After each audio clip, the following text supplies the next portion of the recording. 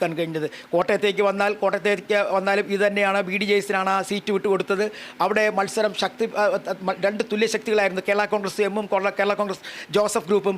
കാരണം നമ്മൾ മനസ്സിലാക്കേണ്ട ഒരു കാര്യമുണ്ട്, കേരള കോൺഗ്രസ് എം UDF വിട്ട് പോയപ്പോഴേക്കും ആ സീറ്റ് കേരളത്തിന്റെ പൊതുചിത്രം ബോധ്യമായി വരാൻ പോകുന്നതേ ഉള്ളൂ. ഇനി മണിക്കൂറുകൾ അവശേഷിക്കുന്നു.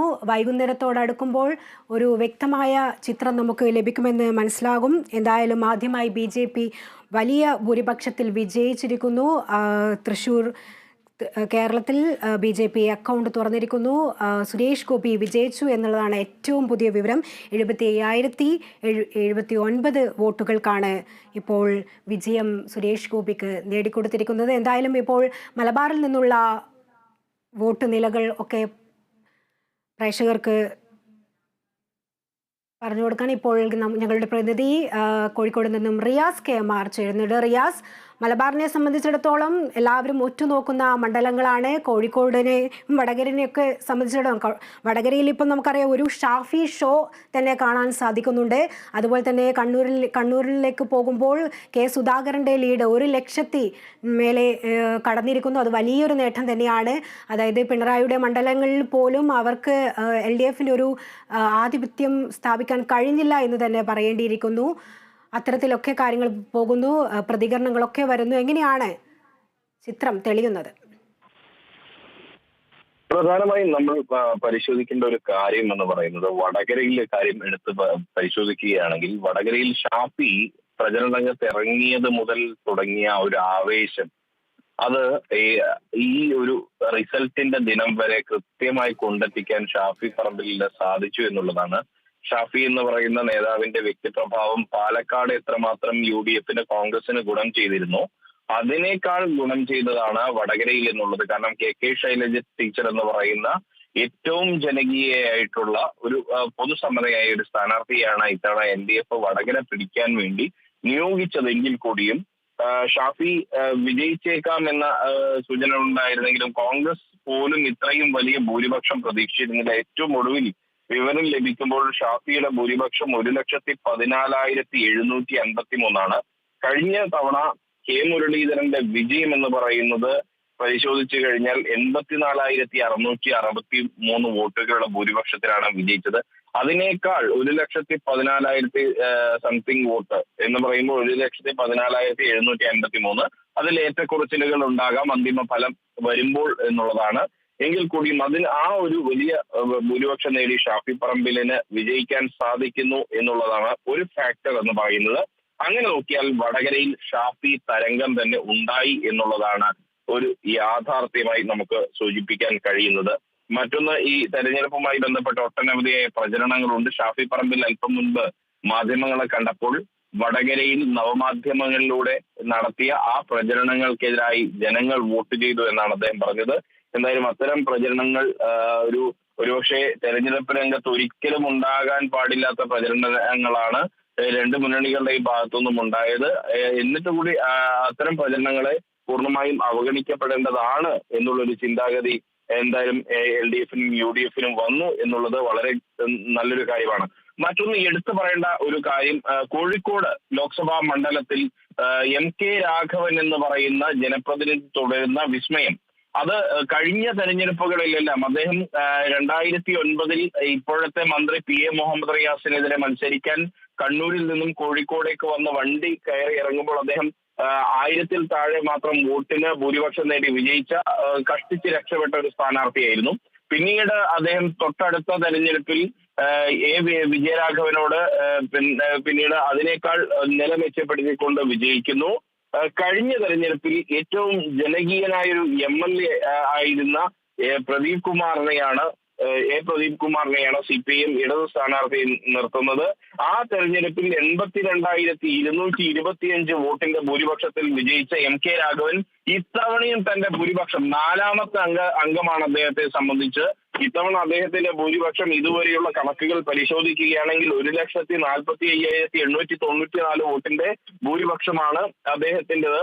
അതിന്റെ നേരത്തെ പറഞ്ഞതുപോലെ ഇനി ചിലപ്പോൾ ഏറ്റക്കുറച്ചിലുകൾ വന്നേക്കാം. എങ്കിൽ കൂടിയും കൃത്യമായ രീതിയിൽ ഓരോ ജനപ്രതിനിധിക്കും എങ്ങനെ ഓരോ തവണയും ഒരു മണ്ഡലത്തിലെ ജനങ്ങൾ എങ്ങനെയാണ് കൂടുതൽ വോട്ടുകൾ, കൂടുതൽ ഭൂരിപക്ഷം നേടി വിജയിക്കുന്നത് എന്നുള്ളത് കൃത്യമായി രാഷ്ട്രീയ വിദ്യാർത്ഥികൾക്ക് പാഠമാക്കാവുന്ന ഒരു വിജയമായി എം കെ രാഘവന്റെ വിജയത്തെ കണക്കാക്കാം എന്നുള്ളതാണ്. മറ്റൊന്ന്, ദേശീയ തലത്തിൽ തന്നെ ശ്രദ്ധാകേന്ദ്രമായ വയനാടാണ്. വയനാട്ടിൽ ഇത്തവണ പോളിംഗ് ശതമാനം കുറഞ്ഞിരുന്നു. അത് രാഹുൽ ഗാന്ധിയുടെ വോട്ടിന്റെ ഭൂരിപക്ഷത്തെ ബാധിക്കും എന്നുള്ളൊരു വിലയിരുത്തലുണ്ടായിരുന്നു. ഏറ്റവും ഒടുവിൽ വിവരം ലഭിക്കുമ്പോൾ ഈ ഘട്ടത്തിൽ നമുക്ക് ലഭിക്കുന്ന വിവരമനുസരിച്ച് 3,61,394 വോട്ടിന്റെ ഭൂരിപക്ഷത്തിൽ രാഹുൽ ഗാന്ധി വയനാട്ടിൽ ലീഡ് ചെയ്യുകയാണ്. അദ്ദേഹം വയനാട്ടിൽ വിജയിച്ചു.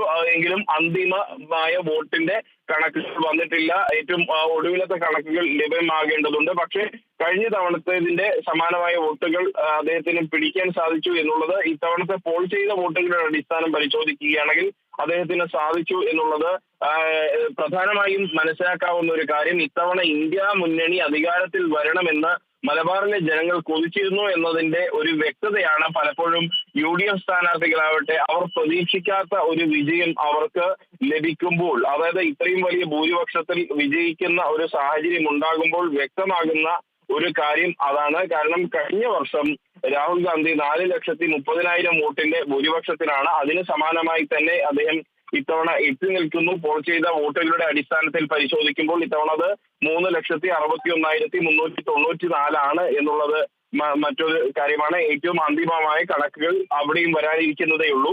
മറ്റൊന്ന് എടുത്തു പറയേണ്ടത് കണ്ണൂരിൽ KPCC അധ്യക്ഷനായ K സുധാകരന്റെ വിജയമാണ്.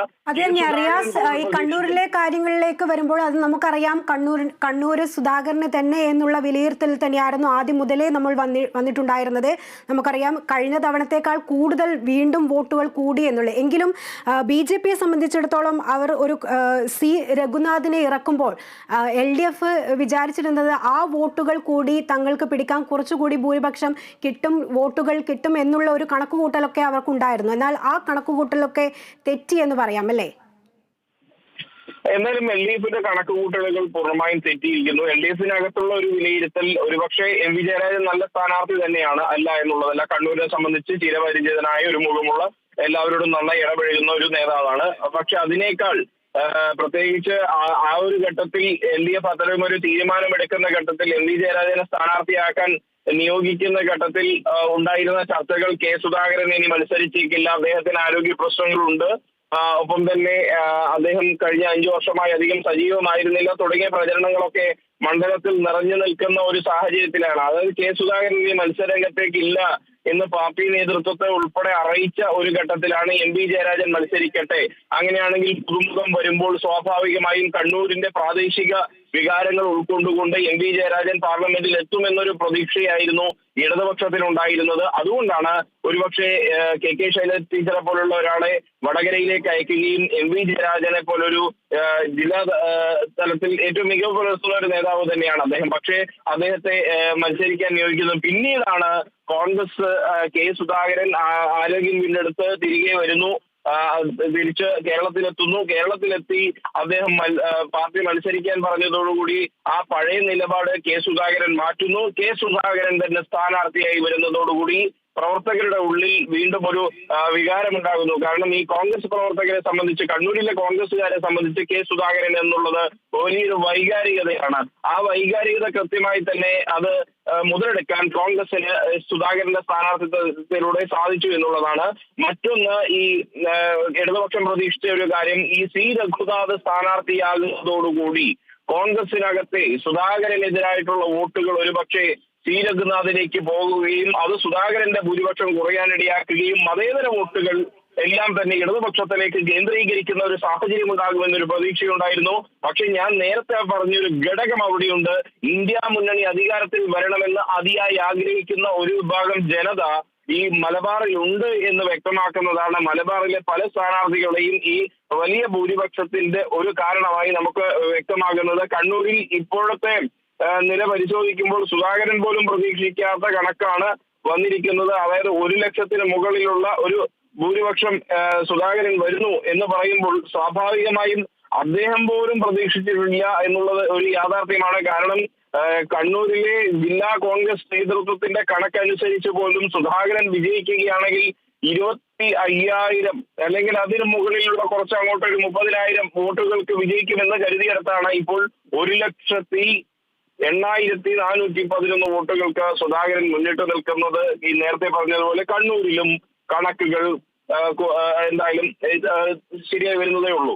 ആ ഒരു കാര്യം പരിശോധിക്കുമ്പോൾ കഴിഞ്ഞ തവണത്തെ കണക്കുകൾ നമുക്ക് കൃത്യമായി പരിശോധിക്കപ്പെടേണ്ടതുണ്ട്. കഴിഞ്ഞ തവണ കണ്ണൂരിൽ കെ സുധാകരൻ വിജയിച്ചത് 94,559 വോട്ടിനാണ്. 559 വോട്ടിനാണ് കഴിഞ്ഞ തവണ കണ്ണൂരിൽ കെ സുധാകരൻ വിജയിച്ചത്.